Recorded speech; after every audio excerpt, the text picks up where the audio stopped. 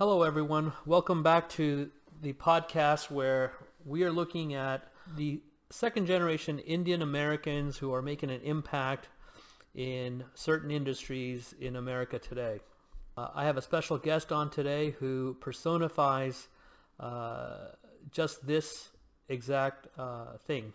His name is Jayesh Patel. He is from Troy, Ohio. And Jay is a very unique individual in that not only is he a part of the second generation of Indians making an impact, he's very dynamic in the manner in which he has been able to do this. Jay is a mechanical engineer for Honda of America, where he finished his mechanical engineering education at the University of Dayton in 1989, and then subsequently joined Honda as a staff engineer, where over the past 31 years has moved up the ranks to where now he holds a very high senior level position with the title of Associate Chief Advisor, overseeing approximately 500 to 600 people. Specifically, he is one of the leaders for Honda in developing the autonomous vehicle and the electric battery technology that goes into all of their vehicles. In addition to his leadership and senior position at Honda, Jay has been handpicked by Honda of North America to be one of 5 or 6 people out of 13,000 to represent Honda on special philanthropy boards. He's a board member of a board called the Columbus Council of World Affairs, as well as the Honda Foundation of North America, which incidentally he's recently been nominated to perform as a treasurer. So what's interesting about Jay is that that's not where his career ends. Honda and the roles and responsibilities that he plays there are just one of many other things that he is also interested in. Aside from being an engineer, he is also a very busy entrepreneur, specifically in the hotel industry. Over the last 30 years, he, along with his wife Sheila, have developed from scratch 3 hotels where they have been able to do site selection and land procurement, as well as raising capital, to design of the hotel, to construction and full operations, to which they still continue to operate at least one of those 3 hotels to this day. In addition to developing their own properties, Jay has been a strategic partner in 6 additional hotels within the greater Dayton-Cincinnati region. But that's not where his interests stop. He's bled into other businesses, such as becoming a strategic owner of 2 bowling alleys and family entertainment centers in Georgia, as well as a strategic partner in a car wash and a past investor in an apartment complex. Moving on to his investment interests on the stock side, Jay has a very keen interest in pre-IPO startups, specifically in the technology industry. And within tech, he's specifically very interested and does a ton of research on artificial intelligence and machine learning, where he has invested in and has active investments in at least 20 different pre-IPO startups, where he's participated as a seed investor to a Series A, B, or C investor. It is easy to say that he wears multiple hats, but what makes Jay also very uniquely different is his just core personality. He's an amazingly warm and genuine and extremely humble human being who is a joy for everybody who knows him to be around. And so with that, let me introduce Jay. Hey, good, Kamal. How are you? Pretty good, pretty good. So what's shaking in Troy, Ohio? I know you're on lockdown at home like everybody else. What have you been up to today? Well, it was lots of emails in the morning, trying to get some of my work catch up, and then once I got a little bit of time, was working on some of the bank loan deferments that we have to do. So they obviously want more paperwork to be filled out, and SBA wants their version, and bank wants their own different version. So we did some of that, and then actually watched some of the investment videos. Company called Chiron. It's the RPA, or it's called Robot Process Automation. Just trying to see what's out there, and maybe some potential of future companies to watch. So as far as Honda is concerned, what are they doing with this? Are they fully shut down now because of the shutout in Ohio? Yeah, they were fully shut down for the next week, and then there will be additional few days after. So it looks like we'll be back on as of April 6th. So there's no Hondas being made anywhere in the world right now? Not world, but North America wide. We have manufacturing plants in Indiana and of course Ohio, but we have in Alabama, Mexico, Canada, South Carolina. All of those plants are kind of down right now till April 6th. So gee, what a mess, huh? yeah, it's a significant lost opportunity, but at the same time, hopefully we keep both safety for associates and try to catch up as soon as we can run more. Right. And with respect to all your hotel stuff, I've been seeing some chats going on as far as people trying to get loans, SBA loans, and what are you guys dealing with respect to the hotels now? Well, it's kind of looking at short term and long term.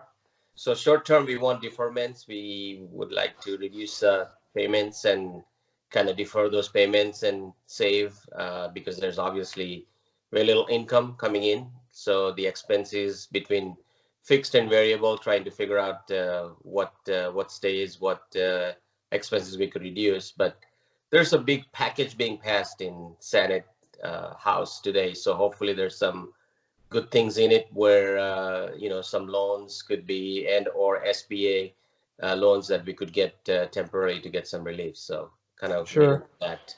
So I know you're tied in with the OHOA as a member. Are you guys politically getting some help and getting some leverage there as a organization of Asian hoteliers? Is that helping at all? Yeah, it's actually a pretty good support from the aspect of AHOA, but also the American Hotel Motel Associations. All of them kind of combinedly going to the Washington D.C. and playing the case that they truly have to help hoteliers in order to get us back on track when we get the business back on. So Sure. Until then, what do we do? Yeah. So fairly dynamic day. Even if you're sitting at home, you're kind of worried about your making cars and keeping your hotels open. Yeah, that's right. Yeah.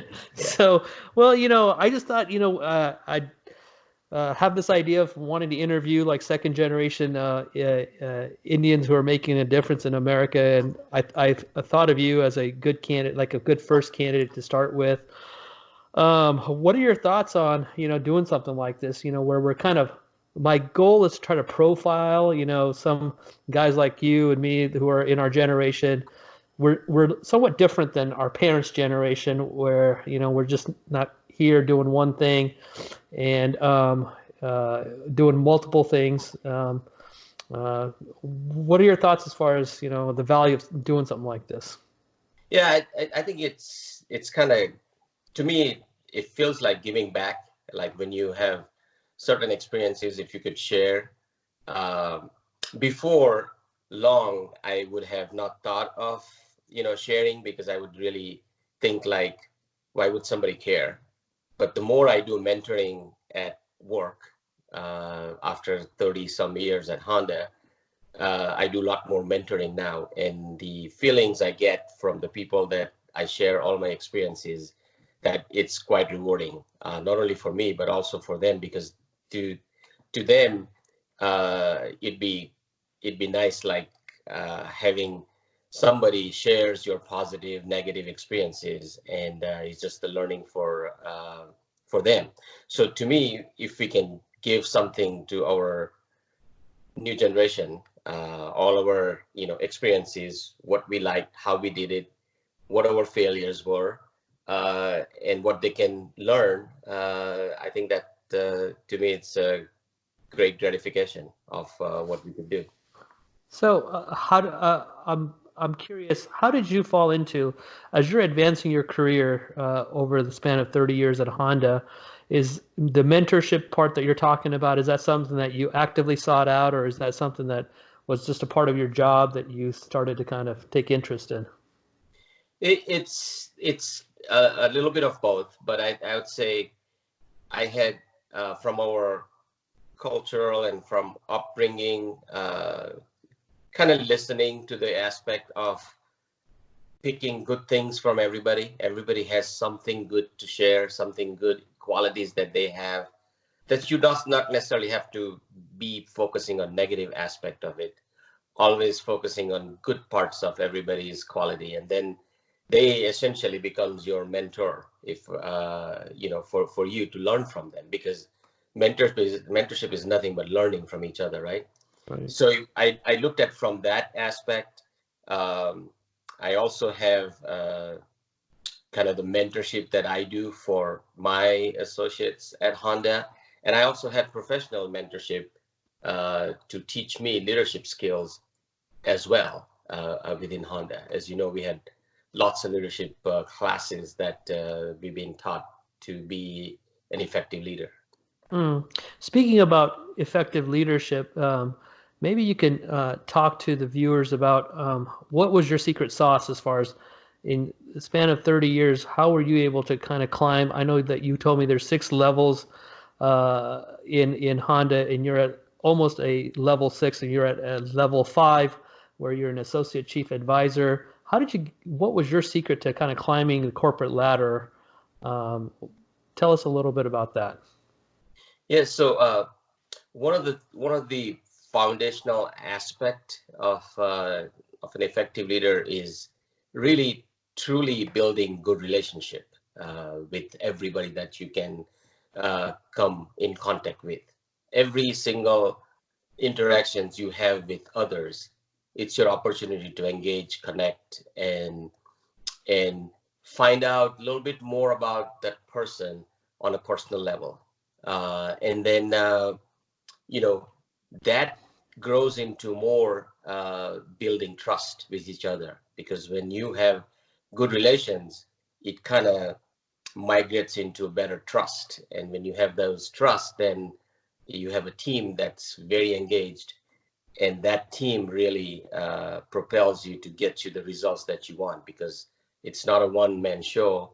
It's really the team, and how you get the teams to be motivated. It's really up to the leader to get that personal relations with everyone and understanding from their point of view, and not necessarily just one way, kind of my way, highway aspect of it. So that was not at first my strength, but as we learn through the leadership, you can always learn leadership. It doesn't just come to you, but once you learn and understand that awareness of what and how your behavior and your values should come out, it actually helps you to be the effective leader.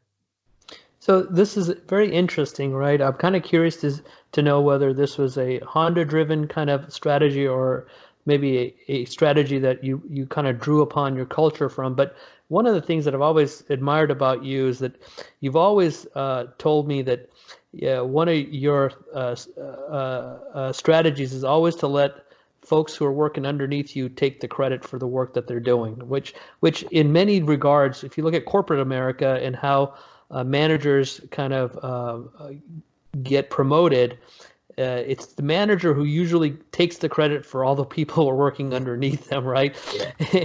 And which, what's interesting about your rise within your company is that you took kind of a opposite strategy, yet you kept getting promotions. Mhm. Yeah, How did that happen? it's my I call it spotlight on not me, but spotlight on others.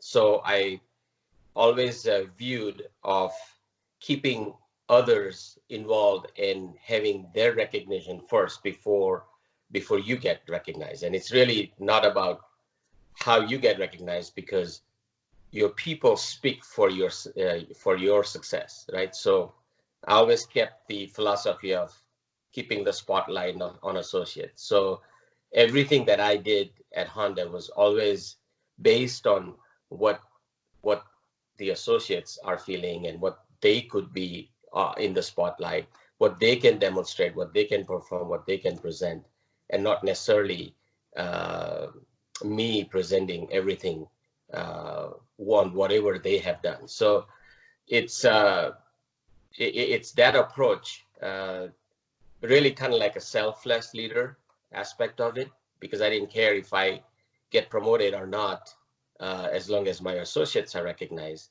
That was more important to me. And this was something that then your superiors saw that as a leadership strength in you, and this is how then they're like, hey Jay, we want you to take over to this next department, as opposed to somebody else who wasn't doing this. Would you say that was a key component in the way that you got promoted? Yeah, I think it was one of the aspect. They saw that I was just not a typical engineer, or maybe just an engineer can manage project, but they saw that I was also capable of managing people, which is leadership, right? So there's managers and there's leaders, right? Managers manage project, leaders manage people. And so from there, they gave me many different departments. They gave me an IT division to manage. They gave me finance, accounting and finance. They gave me planning and strategy, long-term business planning. They gave me facilities. They gave me new model center. They gave me, basically many aspects of Honda divisions, and kind of made me division manager of many different um, divisions. Along with that, they kind of also added me in many philanthropic activities that Honda does as well. So where did you get the wisdom to have that strategy? How did that come? Was that something culturally that was bestowed upon you by your parents, or was that something that you learned in some kind of leadership module at Honda?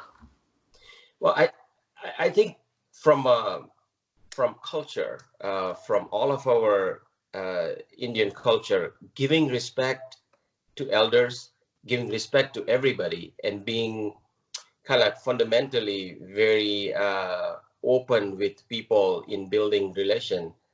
I think it just somehow comes a little bit naturally to all of us, and that's why you see many of people from that culture has benefits, natural benefits of getting, relationship building much easier than maybe somebody from other cultures. So that's one aspect for it. But then also I learned at very early age on respect. What is the respect? Because your values and your beliefs kind of makes you how you behave, right? So I saw some of the good things that my grandfather did, and some of the not so good things. And some of the not so good things is where I think I saw that by not giving respect to others was not something that I was going to do in my life. So I always started with uh, respecting people for what they do and who they are. And I think that fundamentally kind of transformed into a good philosophy match with the company, where even at Honda, respect for individuals kind of the foundation of everything that we do. So it just came naturally at work as well. Sure. And so, I've noted that your appointment to the boards, which is really quite an accomplishment out of so many thousands of people you've been selected, kind of handpicked to sit on a few of these boards. Tell us a little bit about how that process happened. Why do you feel like they selected you among so many others? And tell us a little bit about the kind of work that you're doing. Yeah, so I have like two board that one is the Honda Foundation board, um, and also it's a corporate contribution board, which is more in reference to what Honda does for the community. So how do we sustain the Honda's contribution to the community? How do we expand? How do we educate? How do we provide enough contributions towards STEM program, for example, right? How do we expand the science and technology and engineering and math type of program to get future engineers motivated into coming and working for Honda? The aspect of the community engagement, to me, I felt like they may have selected me because of the way I treated people, in a way like kind of like a servant leadership. I don't know if you have heard of a book called Servant Leadership. It's about putting people first, understanding their issues first, and then working towards that. Maybe this was one of the aspect for that. I'm also on the board representing Honda on Columbus Council on World Affairs, where we bring students, high school students, to get them aware of the international companies, or the companies, to make them more culturally aware about all the companies surrounding Ohio, surrounding Columbus. What do they do? How are the leaders engaged? What can they learn to be a global leader? And it's a 3-year program that they actually get the graduate, from that program before they get into college, and they get some skills that they can be fully confident going into the college to be a leader in the future. And I take a big part of that. We bring those students at Honda. I introduce all of them about Honda, about the leadership skills, about my experiences, and then I bring all the other leaders for them to kind of talk to them, 10 minutes each per table type of a setup, where all the students get to know what does it take to be a leader, and what type of challenges they may face in the future. Fantastic. I'm just curious, what kind of a budget or marketing, or what kind of budget or spend is Honda putting up, and where that you have access to? What kind of monies are we talking about with these two boards that you're sitting and kind of deciding on? It's not significant from a number standpoint.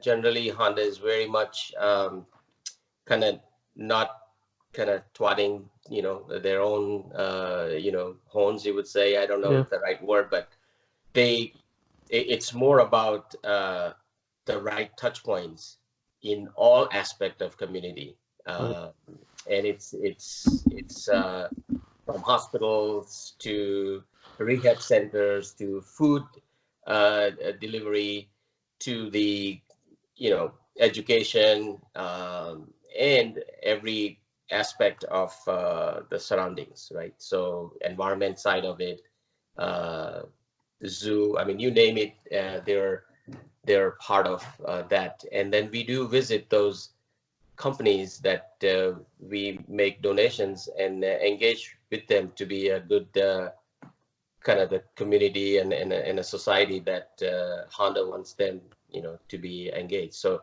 it's a big honor. At the same time, it's great satisfaction, because this is completely different than engineering or business. It's all about human side. So that's a great fulfilling part of my job, which I've been doing that for the last 4 years as well. Super. So let's shift gears and talk about your business entrepreneurship interest, especially in the hotel space. How did you get interested in that, and how are you balancing that, all that you're doing there with a full-time career at Honda? Tell us a little bit about that. Yeah, so I it was actually my wife Sheila who grew up in the hotel industry, right? From very early childhood, her parents were in the hotel, and she was very much operationally excellent in managing hotels. So knowing each other's strength, kind of respecting that aspect of where we could leverage each other's strength. I was maybe good at some aspect of maybe finding land locations to the banking side of it, or understanding drawing and structures. Uh, and she was very good at the operationals and marketing and managing and dealing with the employee side of issues, basically operational excellence. So we did a kind of the teamwork to a point where we always were looking for a dual income and not necessarily just one income. And so we started as soon as we basically felt that this was the right time to kind of jump in it, and that's how we began. So, it's getting dual income. Uh, why do you think that, I know Sheila, she has a full-time job and she could have easily become a manager at a hotel or something. But from a leverage perspective, how do you kind of view that, getting into business as something that, you felt like it was so necessary that you had to, you did not feel comfortable, even though you're working for a major corporation and one of the big corporations in the world, and you got a wife that has a strong capacity to earn. Despite that, why did the both of you feel like, it was worth taking all this risk in business? So you know it's about kind of security for long term. It's about also understanding it from a early childhood, from the family, that if you want to make money and maybe more profits, you have to have money upfront. Means you have to have money to make more money, right? And the aspect of that dual income gives you the opportunity to kind of invest in different aspect of, not necessarily something you have to do. You could explore that same investment in many other areas of investment. And so that flexibility gives you more opportunity for investments in maybe different companies, different IPOs, different venture capitals, anything that's available out there. It just creates you that more opportunity for you. So, how did you, as an engineer, most people's perception of engineers are guys are working and interested in mechanical systems, and I can understand the whole leadership and philanthropy part. How did you become so interested in learning the financial aspect of what it is that you're doing on the business side and even on the Honda? Where does that kind of come from? So to me, I was always intrigued about the technology. First time I came to USA, and I was sitting in a class called Fortran. It was, a software company back in '89, right? Actually, it was more in 1986. And I could not even know how to turn the tower on, or the box on for a computer. So to me, uh, ever since that side of the experience, I always wanted to know more about technology. Then I found out more about how Microsoft got launched, how Google got launched, and always felt like this country has so much opportunity if you just knew those technology and maybe applied some of those technology towards your own benefit. So I look around the company, and we were at Honda, we were using, all aspect of Microsoft. It was all about Google or AWS or, Amazon Web Services and, Cisco systems and Intel, and every aspect of these big companies, you were coming in touch with it. And just from pure interest in technology, I always felt like, hey, there's enough companies out there around you that you could actually invest in. It's just that you have to look for it. That's another thing that for new generation, I would look and say that too is if they're working in hospital, look at the companies around hospital area. Like, where's all this prescription going to? Is it going to CVS all the time? If it is, then focus that. Is it telehealth? Is it going to Teledoc? What are the companies using? Is it the, insurance companies? Is it Aetna, United Healthcare? You name it in that aspect. And if you're coming in touch with those aspect every day, then why would you just not open up and study those companies a little bit more and potentially invest? I think that's something I would suggest youngsters to do, is look beyond your normal work and see what's out there, and maybe that's your field of investment. So, I mean, it seems like you have spent so much time outside of your work in doing research. How much time do you spend on a given day or a given week, researching all this? Because, this is the trade-off, right? There's trade-offs. There's some of us who like to go home and just watch a bunch of Netflix, and then there's others who, are going home and, researching companies that are interesting to them. Give the viewers a little perspective of what your normal kind of research looks like. Yeah, I typically have I have a high commute time. So I use that commuting time in order to either listen to Bloomberg or CNBC. They have lots of different discussions on technology and industries. And also I kind of not necessarily read, but hear books in the car. And that somehow keeps me up to speed with a lot of different things that are going on. So I kind of capitalize as much as time I get. That's kind of the dead time. I just convert that into some of the knowledge gaining time. So it seems like you're like what some call a self-sustaining learner. You're constantly looking at just learning new and different things, and it seems like your passion is really on the technology side.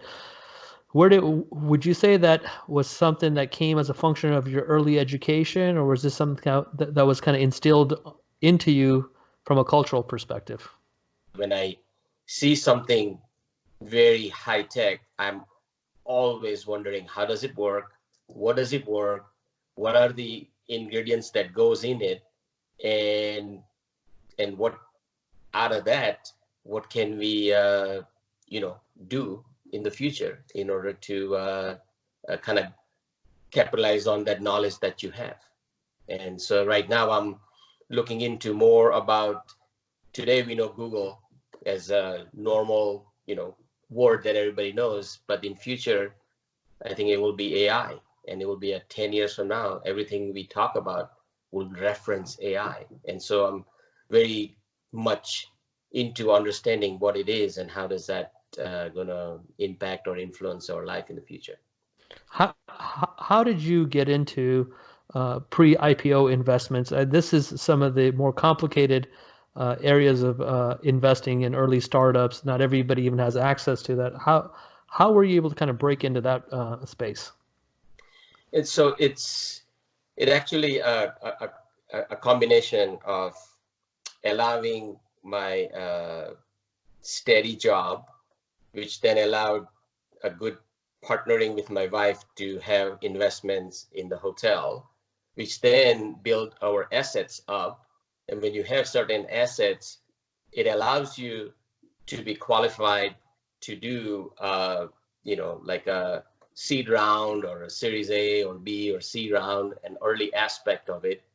But you just couldn't go and do that without having these type of maybe sequence of events that are occurring, where when you're qualified and you feel like you have some knowledge, of course there's a lot of failures as well in that side of the industry. So knowing that there will be some failures, it was a good kind of internal agreement with my wife, saying, hey, there will be some failures, there will be some winners, but if we think we can work towards this, there will be some long-term benefit. And that's how I ended up there. Can you share maybe one or two examples of where you took a big failure and what lesson you learned from that, and what are you doing in the future with that now? Yeah, so there was,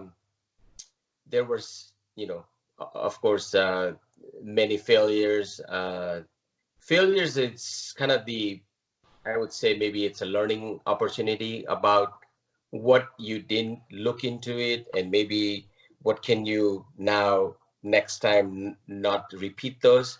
One of the things I did as a failure is not carrying enough liquidity with you, and that was a big failure on when the market goes down, like how it is now.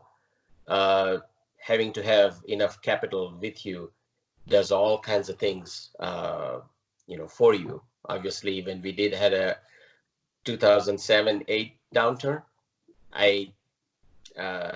we were in the capital calls, which is, you heard of a margin call, which basically is really a dangerous things to do, but that's how you learn that you'd never do margin call ever in your life. And today, when the market went down, we never had a margin calls, right? So you never participated in that. Some of the companies that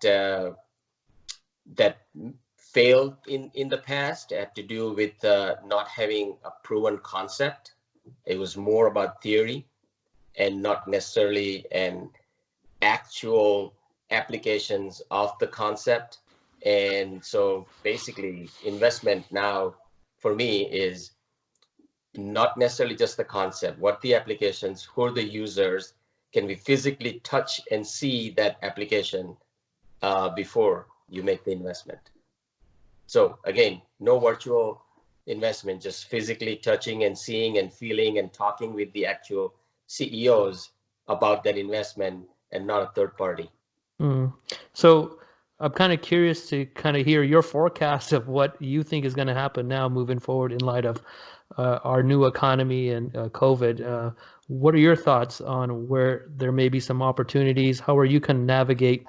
It seems like from a business perspective, you may be taking a step back with the hotel, but this is a time where I feel like, well, it's a great thing that a lot of guys in your position would have said, hey, I got 6, 7 hotels. Why am I still working in a job? And it's clear that you have other passions, and it's clear that there's other reasons why you're still working at Honda. But give us an idea of what your thoughts are and what's your strategy moving forward in this new reality of ours. Yeah, I think over the years, what I have kind of learned is that every 7 to 8 years, there's typically a big 20 to 30% major correction that happens, if not more, from a percentage standpoint. And it does tend to recover, and every time the recovery kind of tends to be a little bit longer than the previous one. So this time around, there will be recovery, but I feel like the recovery is going to be over a year or a year and a half period versus maybe coming back in 6 months. So typically when you have a 10 to 14% market down every other year, really, but it doesn't go deeper like 30 to 40%, which what we have this time. But when you have typical downturns, market corrections of 10 to 14%, it generally tends to regain 80% of what it lost in less than 18 months. uh, less than, sometime even quicker than that, less than 12 months. So we generally don't feel like we just went through a correction because we kind of recover most of what we lost in a year. This time around, because it was significant and deep enough, it may take a lot longer. And so there's no real rush to jump into anything until you truly see that there's some aspect of evidence that it is turning around. So with respect to your IPO or your pre-IPO, your startup investments, I know after the last economic slowdown or recession, we almost went to a period where there's very few IPOs that were coming out. Are you kind of anticipating kind of another stretch where the companies that, or maybe they'll just choose to stay private? What are your thoughts on that? Yeah, some of the IPOs they're in seed investments are very small companies, just basically now proving their applications into different fields, more in Series A, Series B. So now it's beyond the concept side of it. So they still have few years before they would actually be qualified to be an IPO. These days, after 2008. Financial crisis, unless and until you prove your revenue stream at a much faster pace, nobody has an appetite for you to actually be part of IPO because you're not going to be successful there either. Mm-hmm. So people are tending to kind of stay more private for longer than what used to be in the past. Right. And where do you see the hotel industry going? I know that it seems like I was at the last AHOA meeting in San Diego last year, and it seemed like the organization was, just booming. Folks are doing extremely well. How do you see, what kind of setback do you see in the hotel industry as a function of this new economy? So I could maybe correlate some of it based on the applications at work. So let's say typically all of our seminars are now becoming online. I would have gone to some trainings in California are now being done on Zoom or Skype. So there's a lot of video conferencing being added. There's a lot more RPA, robot process automation being added, meaning a lot more focus on minimizing the new hires. In that way, your expenses reduce and you can improve your efficiency just by few people doing more because you're adding robot automation to it, in the process, not just in factory. I'm talking about the computer office work being much more automated. What it entails is at the end of the day, we're going to have smaller pool of people, means a little bit lesser people traveling, right? So I see that there will be some effect at our hotel business where naturally now that people are getting more used to the work from home, telematics, meaning using all automation aspect of it, doing more video conference and Zoom and things like that, will have some impact. It's very difficult to judge how much, but I think there will be some effect to our occupancy and ADR, kind of RevPAR. So you're kind of predicting that automation will get accelerated in this space, and this will actually just push the envelope even further, faster into the whole automation space. This has happened in healthcare for us, right? Where, yes, and at least in the last week, telemedicine, for example, has just within a week it has just accelerated. It's telemedicine's been stuck for so many years where we didn't have the reimbursement capabilities, and all of a sudden, because of the economic crisis and us having to close down all of our clinics and such, there is a statewide order that allows us to do telemedicine all of a sudden. Yeah. So industry can change very rapidly when those external forces are in play, right? And this is one of those external forces pushing people to do more from home, um, reduce expenses, which is a travel, which then links up to our hotels. Uh, do more conferences online, which is again impacting some impact to the hotels. It's not necessarily, all of the work, but there is definitely a shift of some percentage of work like that. So we Sure. have to be aware of it. Sure. So let me kind of pull it back and just ask you a few more general questions before we end our session. Let me ask you, whether it's with Honda or with your entrepreneurial businesses or your investments, being a second generation Indian living in this country, how has racism been something that you've had to or not have to deal with? I know this is a big issue with generations past. Give us an idea of how, if you've experienced racism and how you've kind of dealt with it. So Yeah. So fortunately, I work, primarily my 31 years at Honda, right? So, and Honda is built on philosophy of respect for individual. Of course, it's also international company, right? So they have globally 100 different countries that they have plants at, which naturally helped me, where I didn't feel anything that was discriminatory effect to me.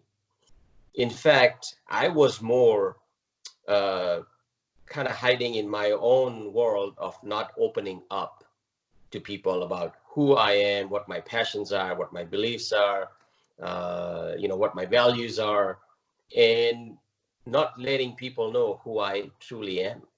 And over the leadership series of the classes I took, I started to open up more, and the reception I got on that was huge. And I felt like I should have opened up about who I was, about my passion. And as soon as I started talking about that, I'm finding out more about others' passion and what they work and what they do and what they do in the weekends. Really, that's when you find out who that person is truly. In that way, you can capture everything they do, and it helps you developing that relationship. And that, to me, was something that I learned, that you have to be open and honest about who you are, and not worry about what they're going to be thinking about it. Because truly, this generation is really much more open than maybe when I grew up in. So I'm not really worried about that aspect of it for the next generations. In fact, they're very much open about understanding each other and getting more ideas from each other and collaborating around that ideas than what we may have done in the past.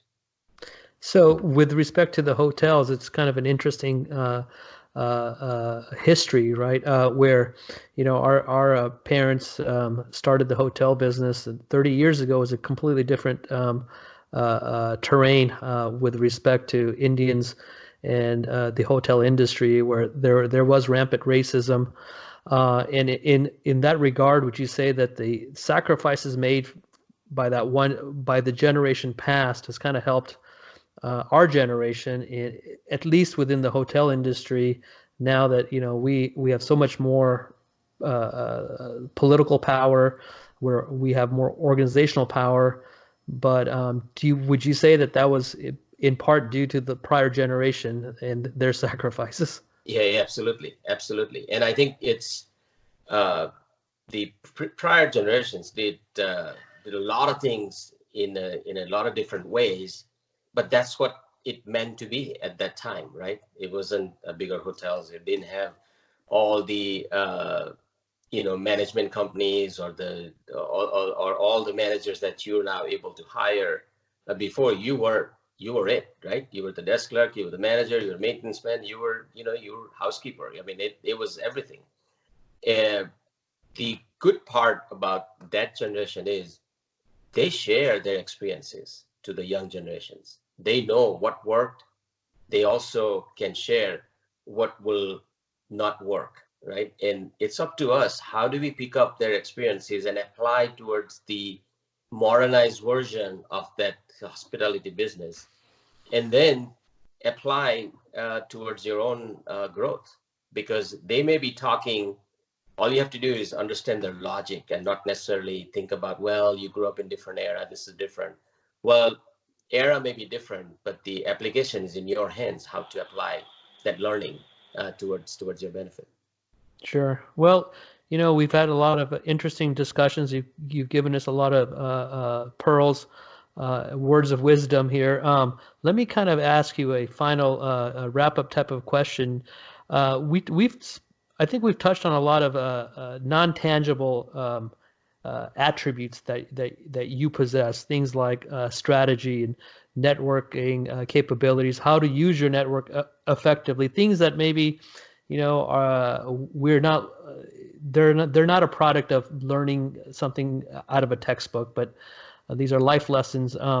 What words of wisdom would you have to offer in a level of importance for success in any aspect, in any job or industry or business for our future generation? Give us your keys to wisdom here. So I'd say that there's lots of advantage for the new generations, because they're coming in the era of technology, right? Everything is in their fingertips, and they can search and they can collaborate and they can do everything very fast, much more efficient than we ever could do. So there's inherent advantage to the new generation. The areas that I think is going to be somewhat challenging for them is, I'd call emotional intelligence, or I would call the relationship building aspect of it.